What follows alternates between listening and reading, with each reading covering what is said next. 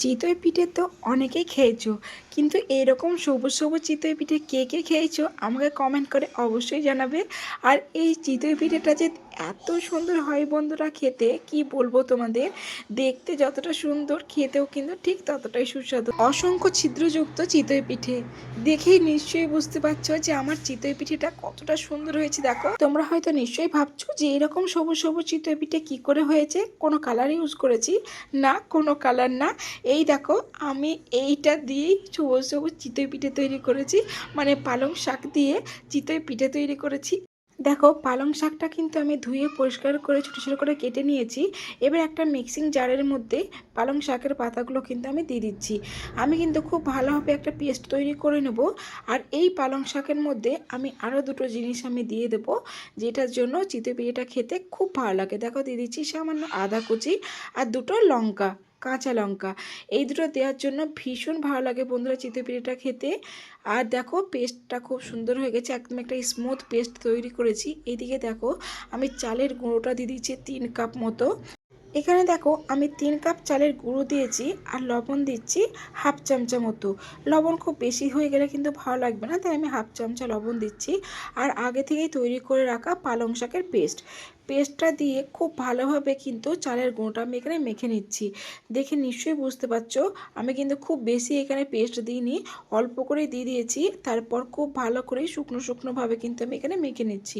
এরকম করে কিন্তু মেখে নিলে পরে খুব ভালোভাবে চিতই পিঠা হবে, মানে অসংখ্য জালিযুক্ত যেটা বলছে সেইটা হবে। এবার দেখো, অল্প করে কিন্তু আমি জল দিচ্ছি এখানে। আর জলটা কিন্তু খুব গরম, মানে একদমই ফুটন্ত জল আমি কিন্তু এই চালের গুঁড়িটার উপর দিয়ে দিচ্ছি। অল্প করে দিয়েছি, বেশি দিইনি। তার কারণ এইরকম অবস্থাতেই আমি 10 থেকে 15 মিনিট এই চালের গুঁড়োটা কিন্তু মেখে নিতে হবে। আর দেখো, চালের গুঁড়োটার মাখছি, কি সুন্দর একটা কালার, দেখো দেখে কি সুন্দর লাগছে, একদমই সবুজ কালার হয়ে আছে, দারুণ ভালো লাগছে বন্ধুরা দেখতে। আবার যখন চিতই পিঠেটা তৈরি হবে তখন কিন্তু কালারটা আরেকটু ডিপ হয়ে যাবে আর দেখতে ভীষণ ভালো লাগে। সবুজ সবুজ চিতই পিঠে তোমরা কে কে খেয়েছো আমাকে কমেন্ট করে অবশ্যই জানাবে। আর দেখো, অনেকটাই কিন্তু মাখানো হয়ে গেছে, চালের গুঁড়োটা কিন্তু অনেকটাই মসৃণ হয়ে গেছে। এবার আমি এখানে গরম জল দিয়ে দেবো, নিয়ে একটা ব্যাটার তৈরি করে নেব। দেখো, জলটা কিন্তু একদম ফুটন্ত জল আমি এখানে ব্যবহার করছি। একটা হাতার সাহায্যে খুব ভালোভাবে কিন্তু আমি মিশিয়ে নিচ্ছি। এর আগেও আমি একটা চিতই পিঠের রেসিপি তোমাদের সঙ্গে শেয়ার করেছি, তোমরা সেই রেসিপিটা ভীষণ ভালোবেসেছো। তার জন্য আমি ভাবলাম তোমাদের সঙ্গে আবারও একটা চিতই পিঠের রেসিপি শেয়ার করা যাক। আর সেই চিতই পিঠেটা কিন্তু হবে একদমই নতুন ধরনের, মানে সবুজ সবুজ চিতই পিঠে। তোমরা এর আগে কেউ সবুজ সবুজ চিতই পিঠে দেখেছো নাকি আমাকে কমেন্ট করে অবশ্যই জানাবে। দেখো, তোমাদের সঙ্গে কথা বলতে বলতে আমার কিন্তু ব্যাটারটা মাখানো হয়ে গেছে। এদিকে দেখো, খুব ঘনও হয়নি ব্যাটারটা, আবার কিন্তু খুব পাতলাও হয়নি। আমি অল্প অল্প করে জল দিয়ে কিন্তু খুব ভালোভাবে মেখে নিয়েছি। এখানে কিছুক্ষণ ঢাকা দিয়ে আমি রেস্টে রেখে দিয়েছি, মানে 5 থেকে 10 মিনিটের জন্য, বেশিক্ষণ রাখিনি। আর দেখো, 10 মিনিট তো হয়েই গেছে, আবারও আমি হালকা করে নেড়ে নিচ্ছি।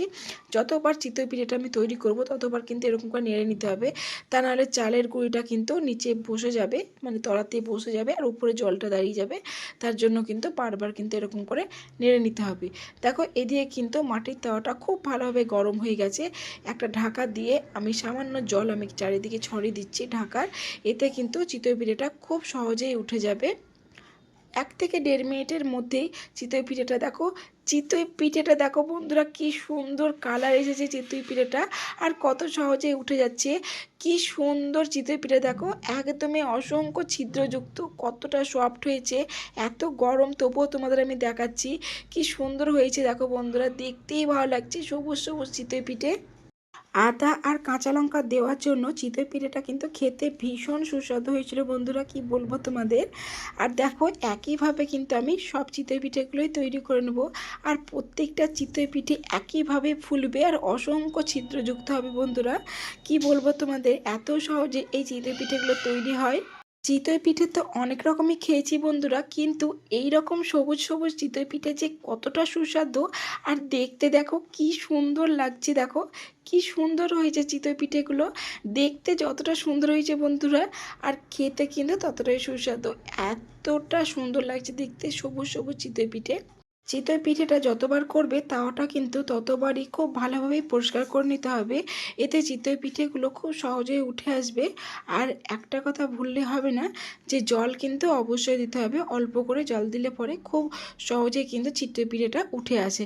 দেখে নিশ্চয়ই বুঝতে পারছো কত সহজেই দেখো চিতই পিঠেটা কিন্তু উঠে গেছে তাওয়া থেকে। আর কি সুন্দর লাগছে বন্ধুরা দেখতে। একইভাবে সব চিতই পিঠেগুলো কিন্তু আমার তৈরি করা হয়ে গেছে। দেখে নিশ্চয়ই বুঝতে পারছো প্রত্যেকটা চিতই পিঠে কতটা সুন্দর হয়েছে বন্ধুরা। একইভাবে সব চিতই পিঠেগুলোই হয়েছে। আর দেখো কি সুন্দর লাগছে দেখতে, কত অসংখ্য ছিদ্রযুক্ত চিতই পিঠে। আর দেখো তোমাদের লেয়ার, মানে একটার পর একটা লেয়ার তোমাদের ছেড়ে দেখাচ্ছি। দেখো কি সুন্দর লাগছে বন্ধুরা। দেখো দেখে নিশ্চয়ই বুঝতে পারছো লেয়ারগুলো দেখো একটার পর একটা লেয়ার কিন্তু হয়ে আছে। মনে হচ্ছে যেন আমি হাতে করে সাজিয়ে দিয়েছি, কিন্তু একদমই না। তোমরা দেখলে চিতই পিঠেটা কতটা সুন্দর হয়েছে বন্ধুরা। কি ভালোই না লাগছে দেখতে। দেখো একদমই জালিদার চিতই পিঠে, মনে হচ্ছে পিঠের এপার ওপার সব কিছুই দেখতে পাওয়া যাবে, এতটাই সুন্দর হয়েছে। আর কালারটা দেখতে যে কি সুন্দর লাগছে বন্ধুরা, তোমরা দেখে বলো যে কতটা সুন্দর হয়েছে এই চিতই পিঠেটা। আর এই চিতই পিঠে খেতে কিন্তু বিশেষ কিছু লাগে না। চিতই পিঠেগুলো বন্ধুরা কতটা যে সফট হয়েছে দেখো, দেখে নিশ্চয়ই বুঝতে পারছো কতটা সফট হয়েছে। আর কালারটা দেখো কি সুন্দর লাগছে, কত সহজে ছিঁড়ে যাচ্ছে দেখো, দেখে নিশ্চয়ই বুঝতে পারছো। আর এই চিতই পিঠেটা খেতে কিন্তু বন্ধুরা সত্যিই কিছু লাগে না, এরকমও খাওয়া যাবে গুড় ছাড়াও।